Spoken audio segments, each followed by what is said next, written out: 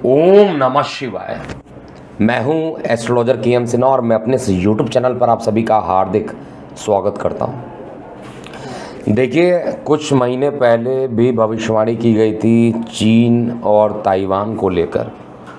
जिस समय युद्ध चल रहा था यूक्रेन और रशिया का, उस समय स्पष्ट रूप से बताया गया था अगला जो स्टेप होगा वो चाइना का ताइवान के ऊपर अटैक होना।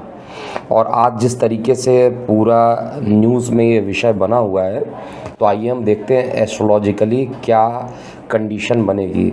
क्या 100% युद्ध हो के रहेगा या केवल ये हवाबाजी ही सिद्ध होगी, वार रहेगी, या इसका क्या इफ़ेक्ट आगे पड़ेगा। क्या ये केवल ट्रेड वार जैसा रहेगा या इसमें एक्चुअली में युद्ध उसी तरीके से होगा जैसे रशिया यूक्रेन का युद्ध चल रहा था। एस्ट्रोलॉजिकली देखते हैं। सबसे पहले देखिए, किसी भी देश में अगर युद्ध होता है, किसी भी देश में अगर युद्ध होता है तो वो निश्चित रूप से मंगल का प्रभाव उसमें ज़्यादा रहता है। सेनापति की संज्ञा प्राप्त है मंगल को, और कुछ ही दिन में मंगल जो होंगे वो राशि परिवर्तन भी करने वाले हैं। 10 अगस्त के आसपास ये राशि परिवर्तन करेंगे। वर्तमान में अंगारक दोष मंगल बना चुके हैं। शनि देव की भूमिका भी युद्ध के लिए बहुत ज़्यादा रहती है, क्योंकि युद्ध का जो प्रभाव होता है वो एक दिन में नहीं ख़त्म होता है। कहीं पर अगर युद्ध होता है तो लड़ाई के बाद काफ़ी डैमेज जो होती है उसको रिकवर करने के लिए बहुत टाइम लग जाता है, लंबा टाइम लग जाता है। शनि के प्रभाव को आप इसमें नेगलेक्ट कर ही नहीं सकते। जो मैंने रिसर्च किया हुआ है यहाँ पर, और सुबह से ही इस टॉपिक पर ही पूरा रिसर्च कर रहा था कि कब कब पहले भी युद्ध रहा, और उसको भी डिस्प्ले में चार्ट के माध्यम से जिनको समझना उनको मैं बता रहा हूँ, और बाकी लोगों को पॉइंट टू पॉइंट यहाँ पे समझाऊँगा। देखिए, चाइना की जो कुंडली बनती है, जो डिस्प्ले में आपको अभी दिखाई दे रही होगी, ये 1 अक्टूबर 1949 15:15 बीजिंग में स्टार्टिंग से जो माना गया है स्वतंत्र चाइना की जो हॉरोस्कोप है उसका डेट ये है। मकर लगन और मकर राशि की कुंडली बनती है। वर्तमान में 7.5 ऑलरेडी मकर पे चल ही रहा है, लेकिन क्या किसी कंट्री पे भी 7.5 का प्रभाव हो सकता है, ये एक सोचने वाली बात है। देखिए, केवल इन कुंडलियों का अध्ययन करके अगर आप रिसर्च निकालते हैं तो कभी भी एग्जैक्टली नहीं निकाल सकते हैं, क्योंकि मेदिनी की ज़रूरत पड़ेगी। यहाँ पर मेदिनी एस्ट्रोलॉजी बना ही गई है किसी देश में प्रजातंत्र किस तरीके का रहेगा, उसमें युद्ध की स्थिति क्या रहेगी, तो मेदिनी को भी मैंने इसमें इन्वॉल्व किया है। और वर्तमान में चाइना की कुंडली अगर आप देखिएगा तो बुध के अंदर, बुध जस्ट फरवरी में ख़त्म हुआ है और बुध के अंदर केतु की दशा प्रारंभ हुई है।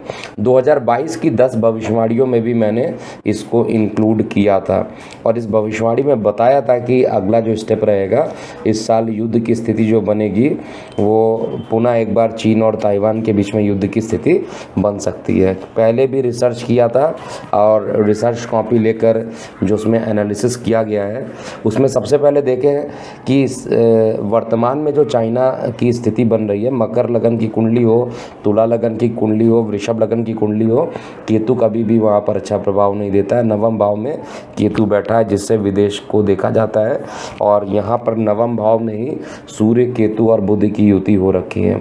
बुध इनकी जो चाइना की कुंडली है उसमें बुध जो है वक्री भी है और अस्त भी है, और उसी की महादशा चल भी रही है। तो मैं ये सबसे पहले चेक कर रहा हूँ 22 फरवरी 2022 से लेकर 19 फरवरी 2023 तक बुध में जब तक ये केतु चलेगा तब तक आपसी तनाव बढ़ेगा। युद्ध की स्थिति से आप मना नहीं कर सकते किसी भी कंडीशन में।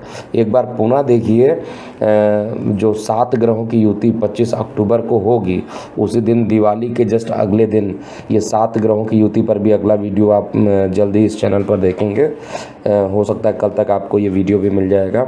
वो भी स्थिति ये इंडिकेट कर रही है। और अभी कुछ दिनों पहले जो मैंने अगस्त से अक्टूबर की भविष्यवाणी की गई है उसमें भी मैंने ये बताया है कि वो भारत के लिए केवल प्रेडिक्शन था, लेकिन अगर मेदिनी के हिसाब से देखा जाए तो 24 अक्टूबर को जब दिवाली का दिन रहेगा और निशा रात्रि रहेगी, उस समय आपके अगले दिन, उसके जस्ट अगले दिन की बात अगर किया जाए तो सूर्य ग्रहण भी पड़ने वाला है और 7 ग्रहों की एक बार पुनः युति होगी। तो एक समय खराब आता हुआ दिखाई दे रहा है और इसीलिए जब भी समय खराब आता है उसको पहले ही अलर्ट कर दिया जाता है। ऐसा नहीं कि प्रत्येक समय खराब रहेगा, लेकिन अक्टूबर का मंथ एक प्रकार से 7 ग्रहों की युति होने के कारण काफ़ी नुकसान देगा सभी को। 7 दिसंबर 1949 से स्टार्ट करते हैं, आई एनालिसिस स्टार्ट करते हैं। 7 दिसंबर 1949 चाइना जो था वो सेपरेट हुआ, चाइना से सेपरेट हुआ ताइवान, और इनको वहाँ के जो कम्युनिस्ट लोग थे उन्होंने सेपरेट कर दिया था, हरा दिया था और सेपरेट किया था। उस समय भी अगर आप देखिएगा चाइना की कुंडली में चंद्रमा की दशा रही है। चंद्रमा की दशा वैसे भी इस लगन में अगर आप देखिएगा, मकर लगन में चंद्रमा सप्तमेश होता है, मारक होता है, और मारक का मतलब युद्ध की स्थिति भी, किसी कंट्री के लिए मारक का मतलब आर्थिक स्थितियों से लड़ना और साथ में युद्ध जैसी कंडीशंस भी बनना। तो ये 1949 में जो 7 दिसंबर को ये सेपरेट हुए थे, चाइना ने अलग कर दिया था। उसके बाद 27 जून 1950 ये एक डेट ऐसा आ रहा है जो दूसरी इम्पॉर्टेंट डेट है चाइना के लिए और वर्ल्ड के लिए भी। 27 जून 1950 को यूएस प्रेसिडेंट जो ट्रूमैन थे उन्होंने 7th फ्लीट मतलब पानी की पूरी बौछार कराई थी, जिससे कि चाइना और ताइवान के बीच में, क्योंकि यूएस हमेशा से ताइवान को कहा जाए एक प्रकार से सपोर्ट करता हुआ आया है, और ये जो सपोर्ट है चाइना के अपोजिट, यानी ताइवान को जो सपोर्ट यूएस करता है, वो स्टार्टिंग से भी, जब वो प्रेसिडेंट ट्रूमैन थे तब भी ये स्थिति बनी थी 1950 की स्थिति। और उस समय चाइना की कुंडली में चंद्रमा की दशा जस्ट खत्म हुई थी, चंद्रमा में मंगल प्रारंभ हुआ था। 3 सितंबर, ये सबसे इम्पॉर्टेंट बात है, इस वीडियो का सबसे इम्पॉर्टेंट पॉइंट यही आने वाला है। 3 सितंबर 1954 और 23 अगस्त 1958, ये दोनों डेट मैं फिर से रिपीट कर रहा हूँ, 3 सितंबर 1954 और 23 अगस्त 1958, ये वो डेट थे जहाँ पर 2 बार अटैक हुआ, और ये चाइना ने अटैक किया ताइवान पर, दोनों बार अटैक हुए। और उस समय जो स्थिति बनी हुई थी, मंगल राहु का अंगारक दोष बना हुआ था, बृहस्पति केतु की युति बनी हुई थी, और शनि की दृष्टि मंगल राहु सभी पर पड़ रही थी। 58 की अगर बात किया जाए तो वहाँ पर मंगल राहु की जगह मंगल केतु के साथ उपस्थित था, और शनि की बात किया जाए और बृहस्पति की बात किया जाए तो शनि से षडाष्टक योग भी बन रहा था। ओवरऑल अगर कहा जाए कि क्या अब आने वाले टाइम में स्थिति क्या रहेगी, और ये जितने भी युद्ध वाली कंडीशन स्टार्टिंग से रही है या सेपरेशन की बात किया जाए, वो सभी चाइना की कुंडली में चंद्रमा की महादशा में रहा है। चाहे वो चंद्रमा में चंद्रमा हो, चाहे चंद्रमा में मंगल हो, चंद्रमा की महादशा में चंद्रमा अंतरदशा तो खराब रहेगा मकर लगन में, साथ में जिस पोजीशन पे भी बैठा वहाँ पर भी खराब रहेगा। कई बार विपरीत परिस्थिति में भी कोई ग्रह अच्छे परिणाम दे पाते हैं, लेकिन यहाँ पर ऐसा नहीं है। चाइना चंद्रमा में जब शनि बना तब भी यहाँ पर परेशानी उत्पन्न हुई, चंद्रमा में जब शुक्र चला तो भी यहाँ पर परेशानी उत्पन्न हुई। तो ओवरऑल जो कंडीशन बन रही है 1971 25 अक्टूबर 1971 में अगर देखा जाए तो यूनाइटेड नेशंस ने अलग कर दिया था ताइवान को, और बाद में अगर आप देखिएगा तो जो डेट मैंने नोट किया है 15 जुलाई 1987 वहाँ पर मार्शल लॉ भी एक्टिवेट कर दिया गया था। मतलब उनका अपना मार्शल लॉ जो है ताइवान ने एक्टिवेट किया 1996 में। वहाँ पर पहली बार इलेक्शंस हुए, और उसके बाद लगातार चाइना का स्टार्टिंग से जो प्रयास रहा है वो हमेशा ताइवान को अपने कब्जे में करने का रहा है, और इससे सारी दुनिया जानती है इसके पीछे लक्ष्य क्या है। चाइना को अपना एरिया बढ़ाना है, महाशक्ति बनने का जो प्रयास चाइना का है, हालांकि वो इस प्रयास में पूरी तरीके से असफल रहेंगे, और चाइना अटैक करने की पूरी कोशिश जो है ताइवान पर पुनः इस समय भी स्थिति 3 महीने के लिए बनी हुई है। इन 3 महीनों में अटैक हो सकते हैं और ये अटैक जो रहेगा अक्टूबर के बाद और तेज हो सकता है। तो इस स्थिति में जब बुध में केतु की महादशा चल रही है, तो बुध में केतु की महादशा चाइना के लिए एक प्रकार से कहा जाए आफत बनकर आने वाली है। आज के डेट में किसी भी कंट्री को आप छोटा नहीं समझ सकते हैं। हर कंट्री के पीछे दूसरी कंट्री स्टैंड करती है। आप छोटी से छोटी कंट्री को भी देखिएगा, उसको कोई ना कोई बड़ी कंट्री सपोर्ट करती है। लेकिन यहाँ पर 2 चीज़ें कन्फर्म मैं कर रहा हूँ कि यूएस जो रहेगा वो पूरा सपोर्ट जैसे स्टार्टिंग से किया हुआ है अभी भी करता रहेगा, और चाइना का चार्ट बहुत अच्छा इस समय नहीं चल रहा है, और इस कारण से युद्ध की परिस्थिति के कारण भी इनको पीछे ही हटना पड़ेगा। युद्ध ये करने की पूरी कोशिश करेंगे, हो सकता है ये युद्ध कर भी दें। और यहाँ पर जो चार्ट बन रहा है, क्योंकि 7 ग्रहों की युति, सूर्य ग्रहण, दिवाली का जस्ट अगला दिन, ये सारी कंडीशन जो बन रही है वो आने वाले अक्टूबर माह में काफ़ी खतरनाक होगी। और मैंने अपने वीडियो में भी अगस्त से अक्टूबर में सबसे ज़्यादा जो मैंने फोकस किया था, सितंबर अक्टूबर वाले में ज़्यादा फोकस किया था।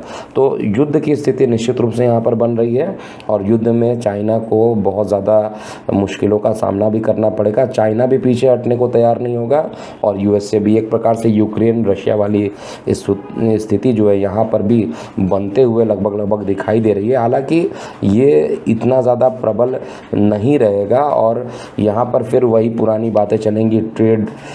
मतलब एक दूसरे के ट्रेडिंग को रोकने की कोशिश करेंगे, अर्थव्यवस्था को गिराने की कोशिश करेंगे, जिसके कारण, क्योंकि मैंने ये भी बताया हुआ है आप लोगों को कि 10% तक मार्केट भी करेक्ट होगा। शायद यही एक कंडीशन ऐसी बन रही है जिसके कारण स्थिति जो है वो काफ़ी सेंसिटिव हो गई है। ये युद्ध जो रहेगा, डेट मैं बता दे रहा हूँ, इस डेट तक युद्ध होने की पूरी संभावना बन रही है, और ये जो रहने वाला है 19 फरवरी 2023 तक का पूरा डेट है। जब तक बुध में केतु है तब तक आप हर तरीके की कंडीशंस को कैलकुलेट कर सकते हैं, और ये कंडीशन जो रहेगी अक्टूबर 24 के बाद स्थिति और ख़तरनाक हो सकती है।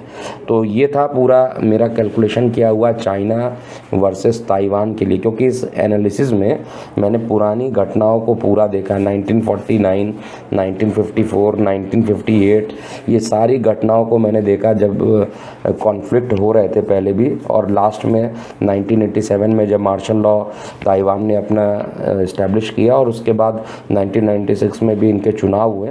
उसके बाद भी लगातार चाइना का हमेशा से ये प्रयास है, और इस वर्ष 2022 के प्रारंभ में ही बता दिया गया था कि इस तरीके की स्थिति उत्पन्न हो सकती है, और ऐसा हुआ भी है।